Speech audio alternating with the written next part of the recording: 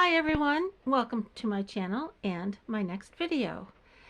This is going to be video number 3 in my series of, I think about 20, of my true paranormal stories that have happened to me throughout my life. And again, each and every one of them are so unique, amazing, and incredible. I'm creating this series and I'm trying to do it rather quickly. I'm going to be publishing 3 videos a week to get through them all so that I can move on to other topics such as living here off-grid in Maine, living alone as a senior lady in my almost 70 this year, and what that's like. I also want to share some really positive, inspiring thoughts for any of you struggling with whatever issues you might have, because I've been through quite a bit of challenging times and I've learned a few things along the way. So hopefully I can be an inspiration to some of you. And please, if you're interested, feel free to subscribe and hit that like button. And ask me anything in the comments section. What interests you, any questions you have, or anything in particular you'd like me to talk more about. So I'm going to try to keep this short. It's probably going to be about a 5-minute video. But this story is quite amazing. And it has to do with a horse, of all things. But it has a much deeper quality to it than that. In my previous video, I mentioned that I used to live in New Hampshire. And I had a little farm, and I had 3 horses, 5 dogs, and an African gray parrot. And I was there by myself and doing quite well for a while. So on this particular day, and this was again about 20 years ago, I was a little bored and I decided to just go for a drive. So I hopped in my truck and it was a beautiful day up in northern New Hampshire. It's really pretty when you get up far in the country. And so I was sort of just following random country roads. And I passed by this old farm, and on the opposite side of the street was a horse all alone out in the pasture. And for those of you who don't know what a palomino is, they're quite beautiful. They're like a golden bronze color with a white mane and tail, and they're really pretty.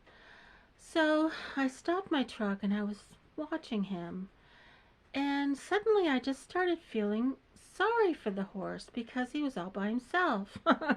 Now, sure, that sounds kind of funny, but I've owned horses all my life and they're herd animals. They actually prefer the company of other horses. And although he looked fine by himself, I just felt really bad for him, and I thought, geez, I bet he wished he had company.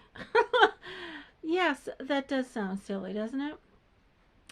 So anyway, after about a minute or so, I kept driving and I ultimately went home. Well, the next morning, as I did every morning, I went outside to feed my horses.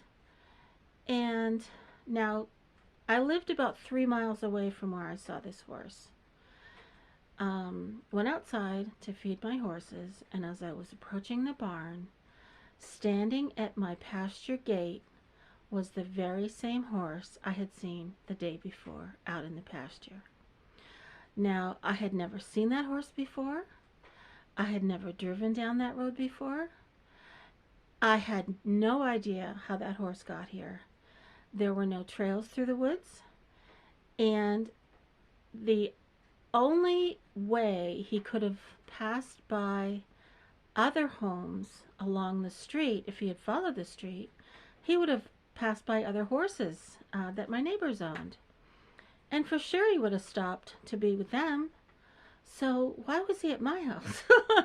So I jumped. First of all, I let him in and I gave him some extra hay.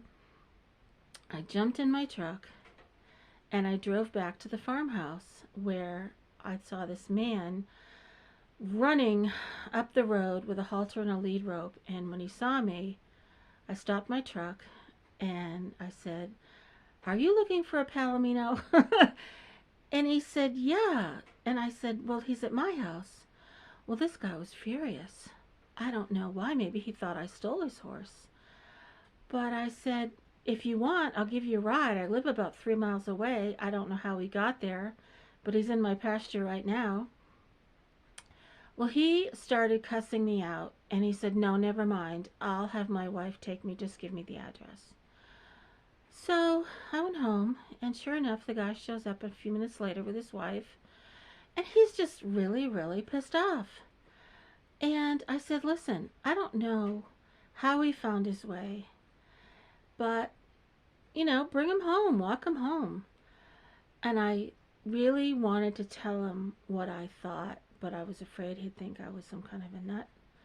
But I think because I've had so many other intuitive uh, experiences throughout my life, honestly, and it's okay if you don't believe me, but I believe that horse felt the empathy I had for him, and I believe he followed where I was to find his way through the woods to my house. Now, isn't that kind of crazy? Why else would a horse that I had never seen before in the 10 years I'd lived there suddenly decide to come to my house? So I just think that's a really beautiful story. I have many more animal stories of dogs that have shown up at my house for another reason, which I will tell you about in another video.